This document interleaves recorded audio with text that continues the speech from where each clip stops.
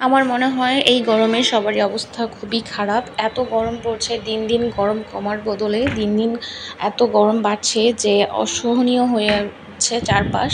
এত তীব্র গরম যে মানে কোনো কিছু করেই ভালো লাগছে না, খাওয়া দাওয়া করতেও ইচ্ছা করে না, একটু বসে থাকতেও ইচ্ছা করে না, কোনো কাজকর্ম ভালো লাগে না। কিন্তু তবুও তো জীবন আর থেমে থাকবে না, জীবন জীবনের মতো চলবেই, কাজ তো করতেই হবে। তো সকালবেলা উঠেই খাওয়া দাওয়া শেষ করে হাতের কাজটা শেষ করেই কিন্তু বিছানাগুলো চেঞ্জ করে নিচ্ছি।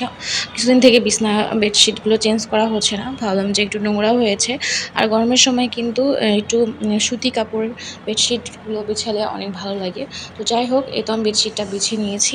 আর এখন গরমটা হওয়াই স্বাভাবিক, কারণ এত গাছপালা ছিল, সব গাছপালা আস্তে আস্তে এত কেটে ফেলা হচ্ছে যে গাছপালাই আর বাংলাদেশে নাই আগের মতো। ৩,৫০০ কোটি নাকি গাছ লাগাতে হবে, যে পরিমাণ গাছ কাটা হয়েছে। কিন্তু এত গাছ কে লাগাবে বলেন? আমরা কি এত গাছ লাগাতে পারবো? এটা কিন্তু সরকারেরই উদ্যোগ নিতে হবে, কিন্তু জানি না সেই উদ্যোগগুলো কবে নিবে তারা, কবে গাছগুলো লাগাবে, পরিবেশ কবে ভালো হবে, কবে আমরা আবার স্বস্তি পাবো। হয়তো বা গাছগুলো বড় হতে হতে অনেক সময় লেগে যাবে। যাদের বাড়ির আশেপাশে খোলামেলা জায়গা আছে তারা তো অবশ্যই গাছ লাগানোর চেষ্টা করবেন, কারণ গাছ ছাড়া কিন্তু কোনো পশু পাখি প্রাণী মানুষ কেউই বাঁচতে পারবে না। অক্সিজেনের অভাব হলে কিন্তু আমরা সবাই অসুস্থ হয়ে যাব। তাই আমরা যে যতটুকু পারি নিজস্ব জায়গাগুলোতে খালি না রেখে গাছ লাগাবো, বেশি বেশি করে ঘরে গাছ লাগাবো, বাহিরে গাছ লাগাবো, যেখানেই পারি না কেন। কারণ গাছ ছাড়া কিন্তু এখন আমাদের আর স্বস্তি নাই, আর ছায়াও আমরা কিন্তু এভাবে পাবো না। আর ছায়ার জন্য কিন্তু অবশ্যই গাছ লাগে।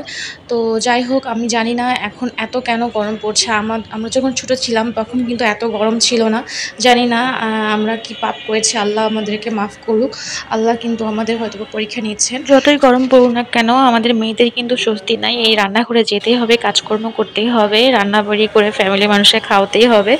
তো মেয়েদের কিন্তু আসলে কোনো ছুটি নাই, এই গরমের মধ্যেও কিন্তু সব কাজ করে যেতেই হয়। তো যাই হোক, এইদিকে কিন্তু আমাদের সোফাগুলো আর হলো চেয়ার, ডাইনিং টেবিলের চেয়ারগুলো একটু রং করা হচ্ছে। তো সেটা রোদে দেওয়া হয়েছে একটু শুকানোর জন্য।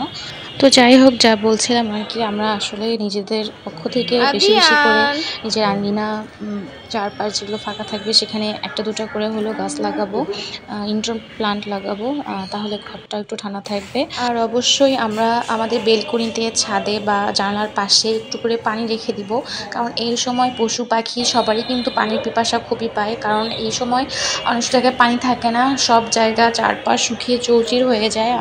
তাই আমরা যতটুকু পারি নিজেদের পক্ষ থেকে এই কাজগুলো করব। আসলে মানুষকে বলে কিন্তু সচেতন করা যায় না, আমরা নিজেরা যদি সচেতন হই তাহলে কিন্তু পরিবেশটা সচেতন হবে, পরিবেশটা সুন্দর হবে।